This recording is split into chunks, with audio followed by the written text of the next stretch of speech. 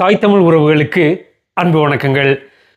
மருதிருவர் கூட்டத்தில் சீமானண்ணனை நோக்கி ஒரு சல்லி கூட்டத்தில் இருந்து ஒரு கெட்ட வார்த்தை போட்டு பேசுது.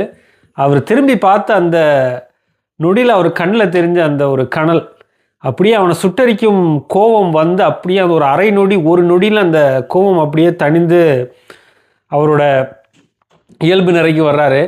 நீங்கள் கொஞ்சம் சிந்திச்சு பாருங்கள், ஒருத்தர் ரோட்டில் தனியாக நடந்து போயிட்டு இருக்கும்போது உன்னை நோக்கி ஒருத்தர் இப்படி பேசினான்னா அவனை நம்ம விட்டு வைப்போமா? சும்மா விட்டு வைப்போமா?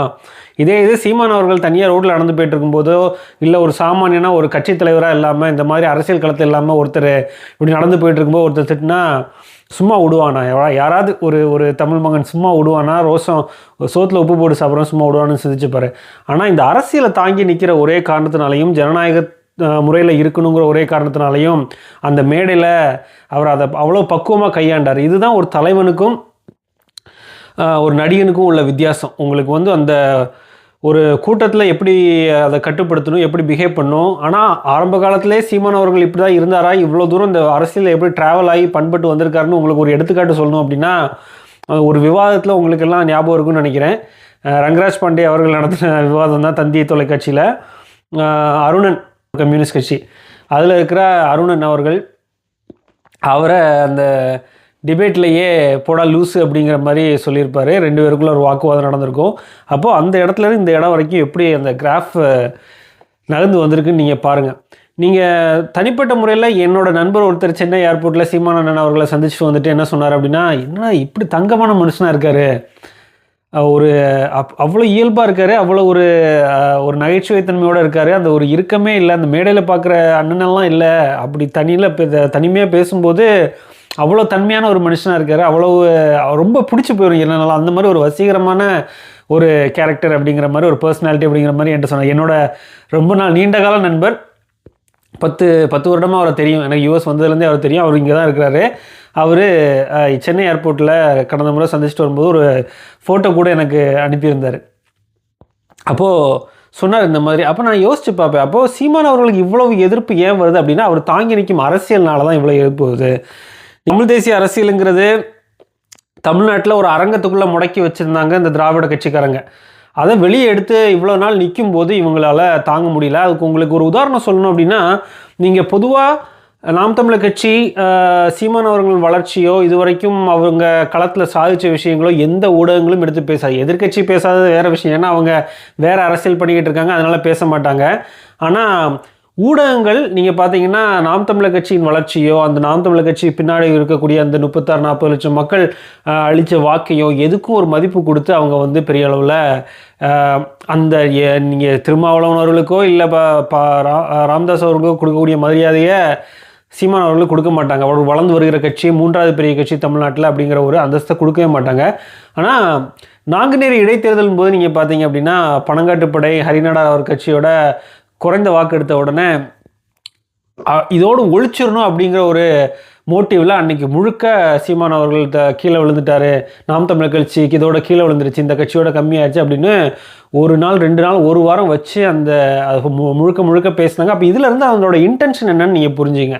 நீங்கள் தனிப்பட்ட முறையில் சீமான் அவர்களை எதிர்க்கிறதுக்கு எந்த ஒரு காரணமும் எந்த ஒரு மனுஷனுக்கு இருக்க முடியாது. மேடையில் எல்லாரும் வந்து கண்ணீர் மல்க பேசிட்டாங்க. எப்படி விஜயகாந்த் அவர்களுக்கு வந்து ஒரு கண்ணீர் மல்க மக்கள் வந்து பேசுவாங்களோ மேடையில், இப்படி அவரோட வள்ளல் குணத்தையும்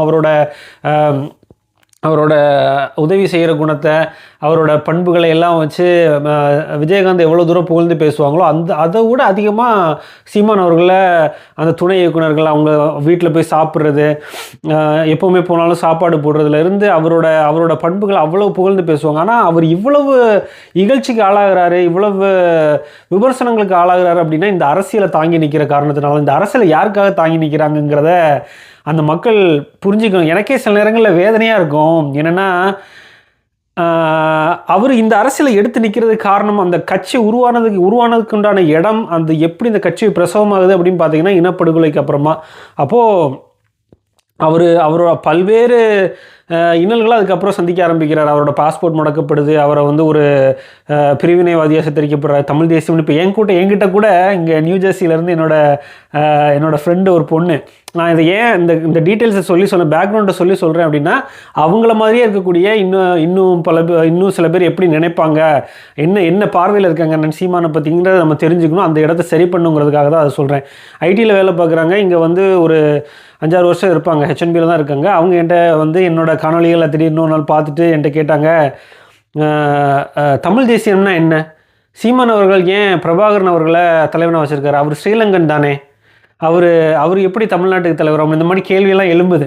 அப்போ அவங்களுக்கு வந்து எந்தெந்த பார்வையில் எந்தெந்த இடத்துல சீமான் அவர்களையும் நாம் தமிழர் கட்சி வச்சிருக்கக்கூடிய அரசியலை ஏற்றுக்க முடியல அப்படின்னு பார்த்தா, அவர் வந்து அந்த ஈழம் அரசியலை தமிழ்நாட்டில் பேசுகிறது வந்து ஏதோ நம்ம நாட்டுக்கு தேவையான அரசியல் இல்லை, வேற ஏதோ பேசிக்கிட்டு இருக்காருங்கிற மாதிரி ஒரு அந்நியமாக பார்க்குறாங்க. அந்த ஒரு அப்படி என்ன உங்களுக்கு என்ன புரியுதுன்னா, இது முழுக்க அந்த அரசியலில் ரொம்ப நாள் பயணிக்காதவங்க, ஒரு காமன் பப்ளிக்கில் இருக்கக்கூடிய ஒரு வீட்டில் இருந்து வந்து படித்து வேலைக்கு போகிற ஆட்களோட மனநிலை எப்படி இருக்குன்னா, இதெல்லாம் அவங்களுக்கு ஒரு பொருட்டே இல்லை. இந்த காவிரி பிரச்சனையின் போதே என் கூட இங்கே படிச்சுட்டு இருந்தவங்கெல்லாம் இதுக்கும் கிரிக்கெட்டுக்கும் என்ன சம்மந்தம் அந்த மாதிரி. ஏன்னா எனக்கு அந்த விவசாயியின் வழி தெரியும், அப்பா விவசாய குடும்பத்துலேருந்து வந்ததுனால என்னால் அதை புரிஞ்சிக்க முடியும். அப்போ இதை புரிஞ்சிக்க முடியாத ஒரு சமூகம் இருக்குது வெளியே, சரியா?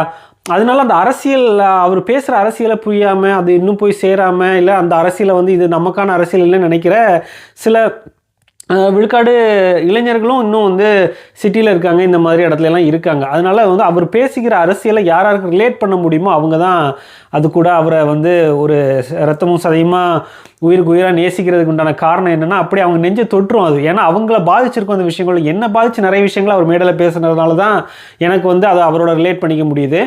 ஆனால் இவங்களுக்கு இதெல்லாம் ரிலேட் ஆகாத, இதெல்லாம் பாதிக்காத ஒரு விழுக்காடு மக்கள் இன்னும் இருக்காங்க. அவங்களுக்கு உண்டான விமர்சனங்களை தான் இந்த மாதிரி. இப்போ ஷாலினி அவர்களை பற்றி நான் ஒரு காணொலி போட்டிருந்தேன். அப்போது நம்ம ஆட்கள், நான் பொதுவாக நேருக்கு நேராக நம்மளை விமர்சிப்பான்ல, இந்த மாதிரி ஆண் குறி பெண் குறி பற்றி பேசுகிறவன், அது போக நம்மளை டேரெக்டாக அட்டாக் பண்ணுறவனை பற்றிலாம் நம்ம கவலைப்படலை. ஏன்னா டேரெக்ட் அட்டாக், அவனுக்கு அதுதான் செய்யணும்னு தோணுது, கருத்து இல்லாதவன் அப்படி தான் பேசுவான். ஆனால் நம்ம ஆட்கள்லையே என்ன தெரியுன்னு கருத்து சொல்லுவாங்க அப்படின்னா, இது நேர விரயம், இதெல்லாம் பற்றி என்ன பேசிட்டு அப்படின்னு சொல்லி, நீ இப்படி மாறிட்டியா, நீ என்ன விஜய் ரசிகனா அப்படிலாம் கேட்கும்போது நமக்கு வந்து என்னென்னா, ஒரு கை குழந்தை 2 வயசில் குழந்தை வச்சுட்டு காலையில் ஒரு 9 மணிலேருந்து 7 மணி வரைக்கும் வேலை பார்த்துட்டு, அதுக்கப்புறம் நம்ம கொண்ட கொள்கைக்காக அதை உயிருக்கு உயிராக நேசித்து நிற்கிற ஒரு குணத்துக்காக சரி நம்ம நேரத்தை செலவு பண்ணி நம்ம கொள்கைக்காக நிற்கணும், நம்மளால் இங்கேருந்து என்ன பண்ண முடியுமோ அப்படி நிற்கணும்னு சொல்லி ஒரு நம்ம பதிவுகள் போடும்போது, இந்த மாதிரி விமர்சனங்களை ஏற்றும்போது அப்போ தான் யோசிச்சு பார்ப்பேன், அப்போ சீமான் அண்ணன் இவ்வளோ தூரம் 15 வருஷமாக இதை எவ்வளோ தூரம் தாங்கி வந்திருப்பார், நம்மளை இதெல்லாம் அசைச்சு பார்த்துடக்கூடாது அப்படிங்கிற ஒரு எண்ணம் வந்து வரும். அவர் சொல்லுவார்ல, ஒரு வாட்டி அவரை பார்த்துப்பேன்,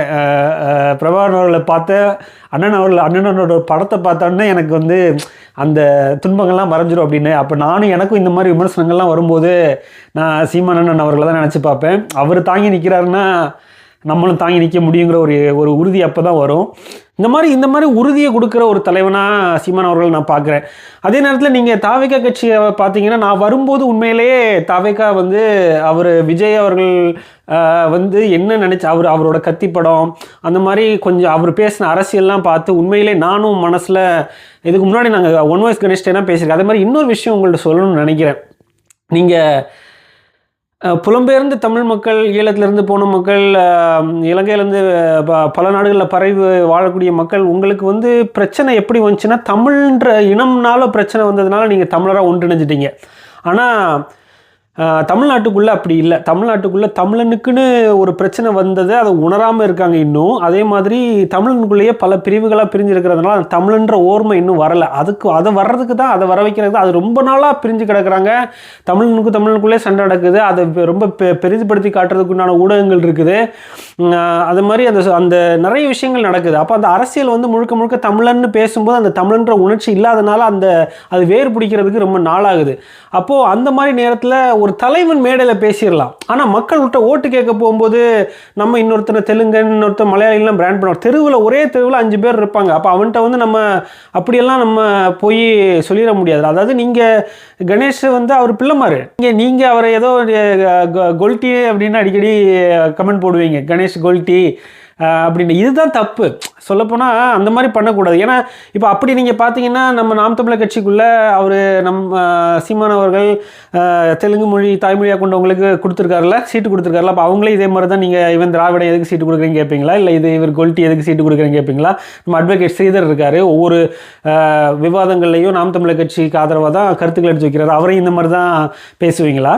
அப்படிலாம் இல்லை. நம்ம வந்து ஒரு தலைவன் தத்துவத்தை எடுத்து மேடை நின்று பேசுகிறாருன்னா அது வேறு, அது தத்துவம் கோட்பாடாக முடிஞ்சிடும். ஆனால் தனி மனித வெறுப்பு பண்ணக்கூடாது. அது என்னதான் நான் அதனால தான் அந்த டாக்டர் ஷாலினியை நான் எப்படி அணுகுனா லாஜிக்கலாக அணுக முயற்சி பண்ணேன். அவங்கள வந்து கேரக்டர் அசாசினேட் பண்ணக்கூடாது. அவங்கள்ட்ட இருக்க லாஜிக்கை நீ வந்து ஒரு செழுமையான கருத்து இல்லாமல் அந்த கருத்தில் தான் அட்டாக் பண்ணணும். அந்த ஆள் அட்டாக் பண்ணக்கூடாது. நீ உடனே தெலுங்க அப்படி இப்படின்னு பிராண்ட் பண்ண ஆரம்பிச்சிட்டிங்க அப்படின்னா, பெரியார் பேத்தி அப்படிலாம் பிராண்ட் பண்ண ஆரம்பிச்சிட்டிங்கன்னா, பெரியாரால் பலன் பெற்றவனும் இருக்கான்ல தமிழ்நாட்டுக்குள்ளே. தமிழன் அந்த நிறைய சூது நடந்திருக்கு, சூழ்ச்சி நடந்திருக்கு. அதுபோக அவரால் பலன் பெற்றவனும் இருக்கிறான்னு நம்பிக்கிட்டு இருக்கான். அப்போ அவன் வந்து அவன் ஓட்டு இல்லாமல் ஜெயிச்சிட முடியுமா தமிழ்நாட்டுக்குள்ளே? அப்படி போல்ரைஸ் ஆயிருச்சா? நான் என்னை பொறுத்த வரைக்கும் நான் எப்படி பார்க்குறேன் அப்படின்னா, இது இப்போ மெட்டீரியல் பாலிடிக்ஸில் இது அண்ணன்ட்டே பல நேரத்தில் வச்ச கேள்விகள் தான். நீங்கள் வந்து ஒரு ஐடியாலஜிக்கல் பாலிடிக்ஸில் இருந்தீங்கன்னா இது மாதிரிலாம் பேசலாம். ஆனால் மெட்டீரியல் பாலிடிக்ஸ்னு வரும்போது, வாக்கு வங்கி அரசியல் வரும்போது இந்த மாதிரி கொள்கையெல்லாம் எடுத்துகிட்டு போகிறது நல்லதா, செயல்படுமா அப்படின்னு கேட்டால் நான் சரியானதுன்னு பக்கத்தில் நிற்கிறேன். அவருக்கு இந்த கொள்கையை தூக்கிட்டு போகிற கம்பல்ஷன் இருக்குது. எதனால? தலைவர் கொடுத்த சத்தியத்தினால தான் நிற்கிறாரு. அதை மதிக்கணும்.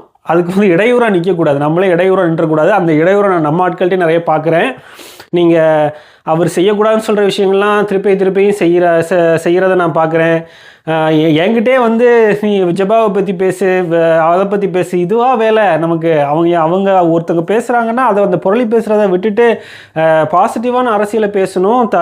அண்ணனை தமிழ் தேசிய கொள்கை ஏன் வேணும், எதனால அந்த அரசியல் நம்ம தமிழ்நாட்டுக்கு தேவைங்கிறத பாசிட்டிவாக எடுத்து போகணும். இந்த மாதிரி விஷயங்களை லாஜிக்கலாக அணுகணும். இந்த விஜய் தாவேகா கட்சி வந்து ஆரம்பித்து வரும்போது நான் இதை எதிர்பார்த்தேன் அவர்கிட்ட. இந்த மாதிரி ஒரு மக்களுக்கான அரசியல் எடுத்துகிட்டு வருவார்னு பார்த்தா அவருக்கு வந்து அந்த கட்சி ஆரம்பித்த கருவே குற்றம். எப்படி வர்றாருன்னா, அவர் என்ன கம்பல்ஷனில் வர்றாருன்னா தனிப்பட்ட கம்பல்ஷனில் வர்றாரு. அவர் அந்த இடி ரைடு ஒன்று கூட்டு போனாங்க, அது ஒரு கம்பல்ஷன். இன்னொன்று வந்து தேட்டரில் பிரச்சனை வருது உதயநிதியோட. ஃபுல் தேட்டர் கண்ட்ரோல் வந்து ரெட் ஜெயண்ட் உதயநிதிட்டு தான் இருக்குது. அதனால் அதில் பிரச்சனை வர்றதுனால இவருக்கு வந்து அந்த அரசியலில் தள்ளப்படுறாரு. அதே நேரத்தில் ஆரம்பத்திலேயே சீமான் அவர்கள்ட்ட போய் இந்த மாதிரி கூட்டணி வாங்கன்னு கூப்பிட்றாரு. திருமாவளவன்ட்ட பேசி பார்க்குறாரு. யாருமே விஜயை நம்புறதுக்கு தயாராக இல்லை.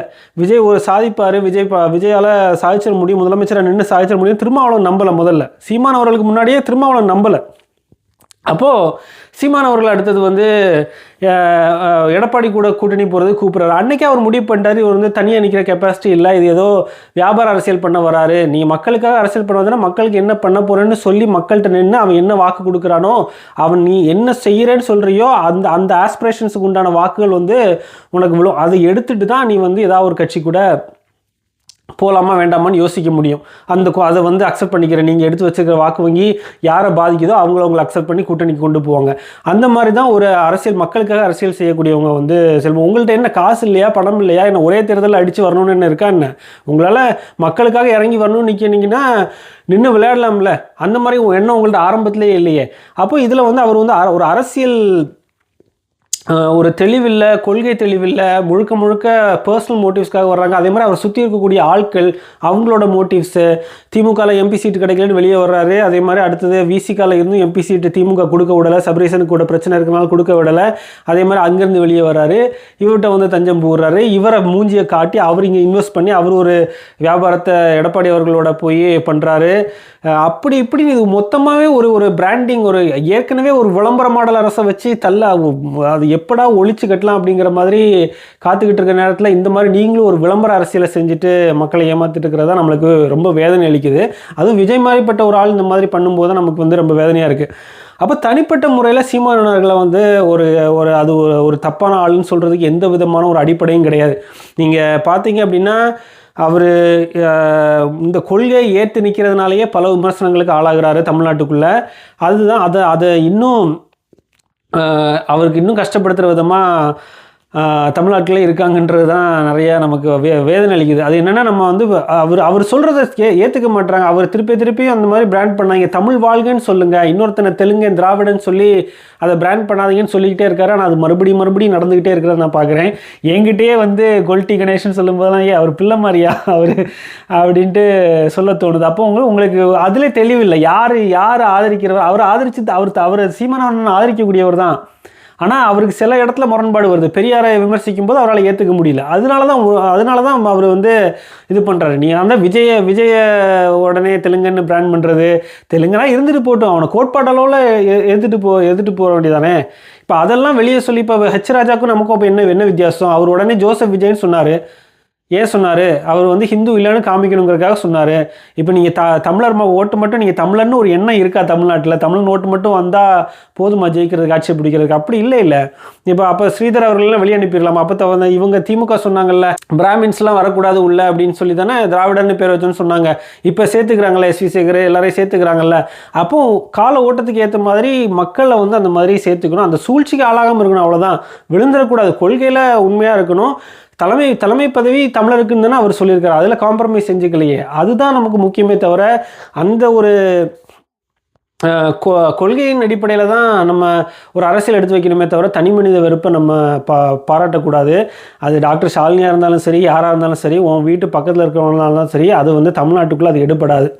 அதை நம்ம முதல்ல புரிஞ்சுக்கணும். அது புலம்பெயர் மக்களுக்கு வந்து அது வேறு மாதிரி, ஏன்னா தமிழன்னு ஒரு உணர்வுகள் அவங்களுக்கு பிரச்சனை வந்ததுனால அது அவங்களுக்கு அவங்க காயம் ரணம் எல்லாம் புரிஞ்சிக்க முடியுது. ஆனால் தமிழ்நாட்டுக்குள்ளே அந்த அரசியலை வந்து நீங்கள் நினைக்கிற மாதிரி முழுக்க அப்படி எடுத்துகிட்டு போக முடியாது. அந்த இடத்துல நம்ம வந்து சமரசம் செய்ய வேண்டாம், ஆனால் பாசிட்டிவாக போகணும்.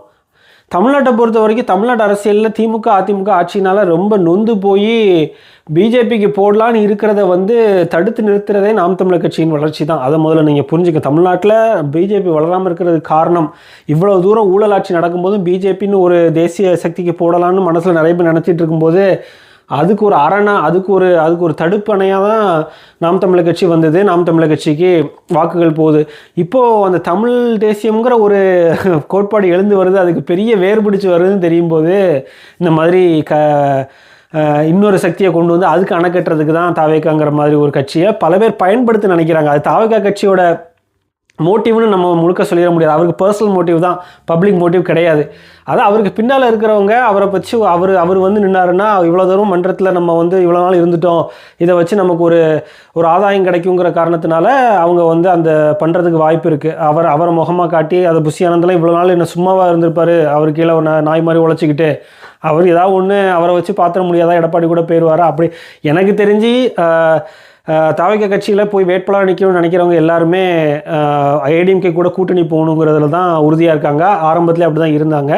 அந்த கிரைசிஸ் மோட்லேருந்து எப்படா வெளியே வருவோன்னு பார்த்துட்டு இருந்தாங்க. இப்போ இந்த கரூர் சம்பவம் வந்து அவங்களுக்கு ஒரு பிளெஸிங் இன் டிஸ்கேஸாக தான் அமைஞ்சிருக்குங்கிறதான் நம்மளோட பார்வை.